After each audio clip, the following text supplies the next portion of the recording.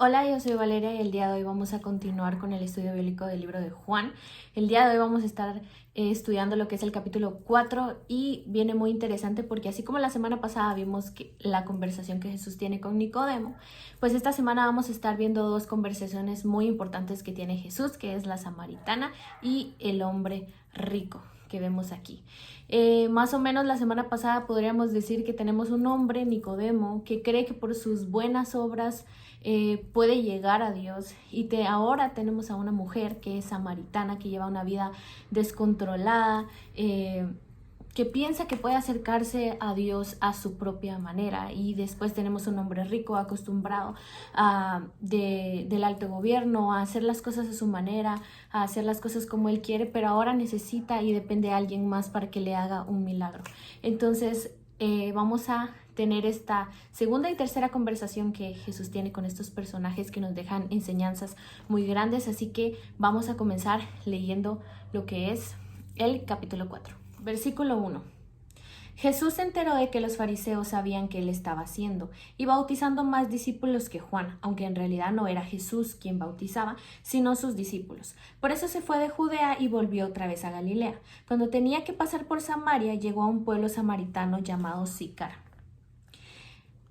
Ahí, cerca del terreno que Jacob le había dado a su hijo José, allí estaba el pozo de Jacob. Jesús, fatigado del camino, se sentó junto al pozo. Era cerca del mediodía. Sus discípulos habían ido al pueblo a comprar comida. En eso llegó a sacar agua una mujer de Samaria y Jesús le dijo: «Pero dame un poco de agua, dame un poco de agua». Pero como los judíos no usan nada en común con los samaritanos, la mujer le respondió: «¿Cómo se te ocurre pedirme agua si tú eres judío y yo samaritana? Si supieras lo que Dios puede dar y conocieras al que te está pidiendo agua», contestó Jesús, «tú le habrías pedido a él y él te habría dado agua que da vida». En esta historia, en esta primera que la vamos a ir desglosando, podemos ver cosas interesantes. Para empezar, necesitamos saber qué eran los samaritanos. Los samaritanos eran pues de esta misma raza judía, pero que estaban mezcladas ya sea con el pueblo asirio o con cualquier otro pueblo, otra cultura. Y cuando vemos lo que es ellos, que son como que un solo reino, pues los judíos estaban peleados con los samaritanos y tenían esta guerra, esta lucha. Tenemos lo que es el pueblo del norte, que es Samaria, y lo que es el pueblo del sur, que es Jerusalén. Incluso los samaritanos, por todo ese desprecio que tenían con que los judíos les hacían y que los hacían de menos, los samaritanos creían que ellos eran pues iguales, ¿verdad?, a los judíos, pero los judíos creían que ellos eran pues esta clase completamente pura y que no podían mezclarse ni tener esa relación, y vivían siempre en esa constante lucha y guerra. Incluso se decía de que si algún judío compartía algún utensilio de comida con un samaritano, inmediatamente él se convertía en impuro también. Entonces, que Jesús llegara a esta mujer a decirle: «Dame de beber, dame de tu cántaro», y entonces ella es donde viene y se asombra y le dice: «¿Cómo es que tú, que eres judío, vienes y me pides a mí de beber?». Y eso es lo primero que hace Jesús: quitar los filtros, las pantallas de la separación que había en este pueblo. A la vez también nos causa esa curiosidad que vemos en la antigüedad, pues todas las mujeres iban en la mañana al pozo de Jacob, a recoger esta agua. También me da mucho la atención porque iban todas las mujeres juntas temprano con sus cántaros a llenar lo que iban a necesitar en el día y se regresaban a su casa. Pero aquí nos está diciendo que era en la tarde, y a la vez vemos que las mujeres siempre, por lo general, andamos en grupo, vamos al baño juntas, hacemos todo juntas, pero ella estaba sola. Y esto quiere decir que era un encuentro que ya estaba premeditado, que tenía que ser, y que Jesús incluso pasa por esta ciudad con este motivo para tener esta conversación con dicha mujer. También podemos ver en la lectura que esta mujer tenía una gran necesidad, y tal vez no una necesidad física o material, sino ella tenía una gran necesidad de Dios. Su necesidad era espiritual. También los samaritanos, ellos leían el Torá, que es el Pentateuco, que vemos que son los primeros 5 libros de la Biblia. Y ellos quitaban, no leían todo lo que venía después. Por ejemplo, los salmos, los proverbios, los libros de los profetas, ellos lo eliminaban porque hacían referencia pues a Jerusalén, y como Jerusalén era todo esto de los judíos, entonces ellos lo sacaban. En cambio, los judíos pues sí tenían toda la amplitud de los libros de la Biblia que estaban escritos hasta ese momento. Entonces hasta ahí vemos que estas dos culturas, grupos de personas no se iban. No se tragaban por ningún lado. Pero es aquí donde Jesús empieza a romper los esquemas, a unir a las personas, a que es un solo pueblo, un solo reino, y sobre todo ver la necesidad de esta mujer. Entonces ahora vamos a retomar la lectura, estamos en el capítulo 4, versículo... vamos a ir directo al 11, que es donde nos quedamos. Señor, ni siquiera tienes con qué sacar agua, y el pozo es muy hondo. ¿De dónde pues vas a sacar esa agua que da vida? ¿Acaso eres tú superior a nuestro padre Jacob, que nos dejó este pozo, del cual bebieron él, sus hijos y su ganado? Todo el que beba de esta agua volverá a tener sed, respondió Jesús. Pero el que beba del agua que yo les daré no volverá a tener sed jamás, sino que dentro de él esa agua se convertirá en un manantial del que brotará vida eterna. Señor, dame de esa agua para que no vuelva a tener sed ni siga viniendo aquí a sacarla. Ve a llamar a tu esposo y vuelve acá. No tengo esposo, dijo la mujer. Bien has dicho que no tienes esposo. Es cierto que has tenido 5 y el que ahora tienes no es tu esposo. En esto has dicho la verdad. Señor, me doy cuenta de que tú eres profeta. Nuestros antepasados adoraron en este monte, pero ustedes, los judíos, dicen que el lugar donde debemos adorar está en Jerusalén. Versículo 21, muy importante. Créeme, mujer, que se acerca la hora que ni en este monte ni en Jerusalén adorarán ustedes al Padre. Ahora ustedes adorarán lo que no conocen. Nosotros adoramos lo que conocemos porque la salvación proviene de los judíos. Pero se acerca la hora y ha llegado ya en que los verdaderos adoradores rendirán culto al Padre en espíritu y en verdad. Porque así quiere el Padre que sean los que le adoren. Dios es espíritu y quienes lo adoran deben hacerlo en espíritu y en verdad. Sé que viene el Mesías, al que llaman el Cristo, respondió la mujer. Cuando Él venga nos explicará todas las cosas. Ese soy yo el que habla contigo, le dijo Jesús. Y aquí vemos a esta mujer que tiene más de 5 maridos, y ella busca esa necesidad, está en esa necesidad de buscar algo más, de que ella ya está llena de vergüenza, consumida en el dolor. Y ella tiene esa sed, esa hambre de algo más. Y es aquí donde se le aparece Jesús. Y sobre todo aquí en la parte del versículo 21, vemos que ella cree que está adorando a Dios de alguna manera, lo está buscando como lo rige su cultura. Pero en el versículo 21 es donde Jesús viene, se presenta y nos dice cómo es que quiere que se le sea adorado. Al final, la relación que nosotros tenemos con Jesús no es base a buenas intenciones, buenas obras, no es en base al final a rituales, a nuestra cultura o a algo en específico, sino es en base a nuestra relación, a tener una relación con Él. Y así como tenemos una relación humana, así es con Él, de tener atención, de hablar con Él, que nosotros pues el medio de hablar con Dios es la oración, el conocerlo. ¿Cómo lo vamos a conocer? A través de la palabra. Y así mismo nos está diciendo aquí en este capítulo 21 Jesús cómo quiere que sea adorado, cómo quiere que sea buscado, en espíritu y en verdad. Y eso solo lo vamos a lograr al tener una buena relación con Él. Y aquí tenemos esta mujer que incluso ella quiere evadir el tema, le quiere sacar temas de profetas, de otras cosas, de la religiosidad, de la guerra que hay entre Samaria y los judíos, porque ella se siente desnuda al ver cómo Jesús sabe y conoce de este pecado en el cual ella ha estado durante ya de muchísimos años con diferentes maridos, y ella quiere estar lejos. Pero si algo te puedo decir yo hoy en esta tarde es que muchas veces tenemos que quitarnos esos filtros y dejar que Jesús nos vea como somos. Él ya nos ve, Él lo sabe todo, pero muchas veces somos nosotros el que nos alejamos,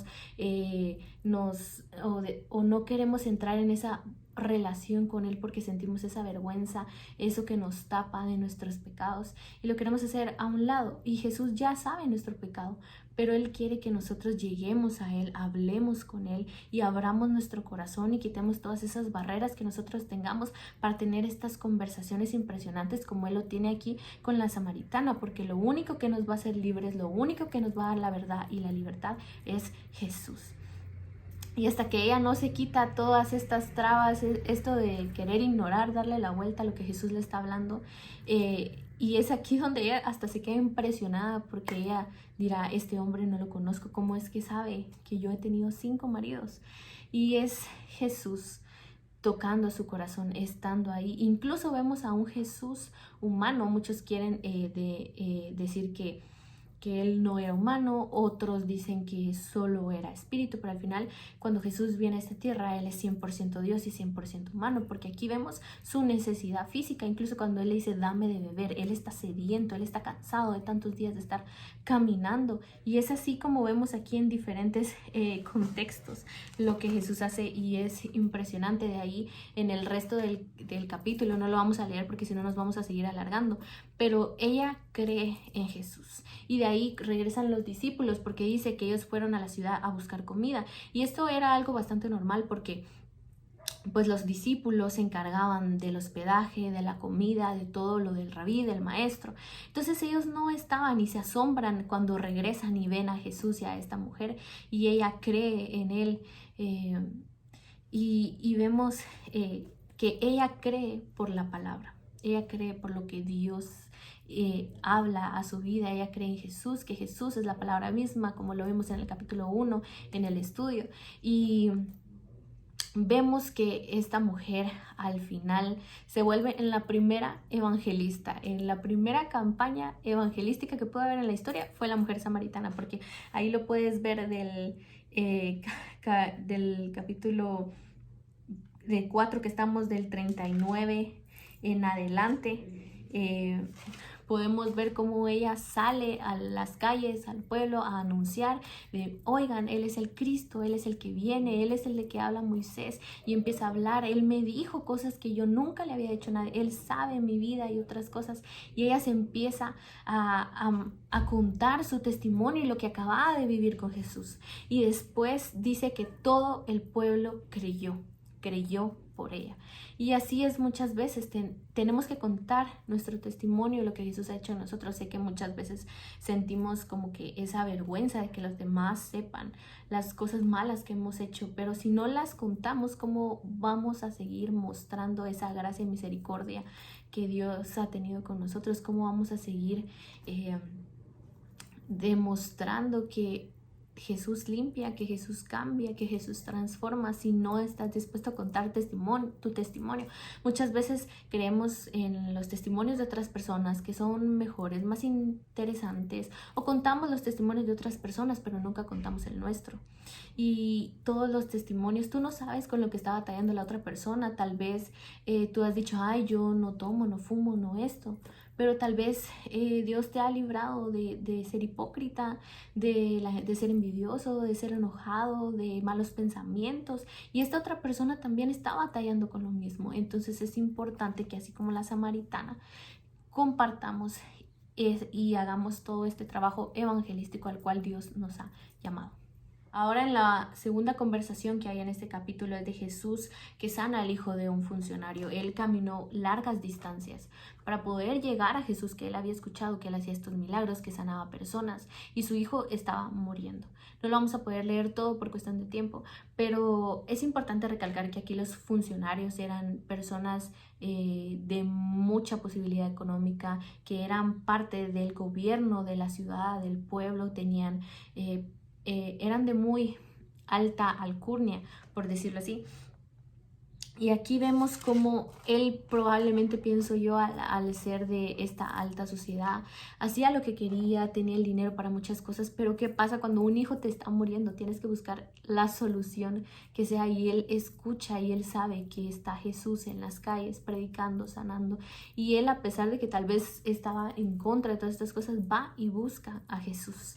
Y sobre todo vamos a leer el versículo que me llama mucho la atención de esta parte de la historia, que es el 48, que dice, ustedes nunca van a creer si no ven señales y prodigios. Y me puso mucho en qué pensar, porque es cierto, muchas personas nunca creen en Jesús solo por la palabra, como lo hizo la samaritana.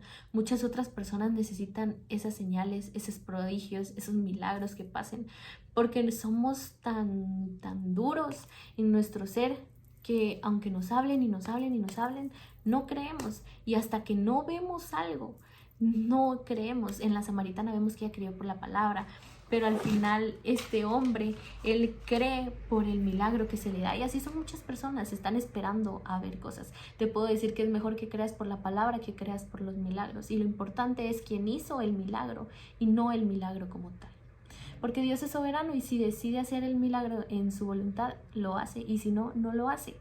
Entonces es mejor que creas por la palabra. Pero aquí vemos un gran ejemplo de eso. También vemos que la samaritana pone paredes porque no quiere que Jesús vea su corazón y vea su interior, y así nos pasa a nosotros también. Pero vemos este hombre que necesita de un Dios que lo salve y que ya no le importa nada más, sino que él necesita a ese Dios salvador, y se le va el orgullo, se le va la vergüenza, se le va todo lo demás, porque él necesita de ese Dios que salva y trae ese milagro a su casa. Vemos aquí en la historia del funcionario que él camina largas distancias para llegar a Jesús. Y Jesús le dice, tu milagro ya fue hecho, tu hijo vive. Y él regresa a su casa. Y cuando él regresa le dicen que pues su hijo se estabilizó y todo. Y le dicen la hora y él se acuerda de que a esa hora Jesús le había dicho, tu hijo vive. Y sobre todo una parte muy importante cuando se habla de los milagros y todo esto es la fe, porque dice que él, después de que Jesús le dijo, tu hijo vive, él regresó caminando y caminó despacio y se fue tranquilo en su caminar. O sea que él iba tranquilo, iba en esa fe de que, y creyendo de que Jesús había hecho el milagro, de que cuando él llegara a su casa, su hijo iba a estar con vida. Y así que vemos estas dos conversaciones diferentes, la samaritana creyendo en Jesús por la palabra y el funcionario creyendo a través de esta obra, milagro que Jesús había hecho. Y esto es lo que sería el estudio bíblico de parte del capítulo 4 del estudio de Juan.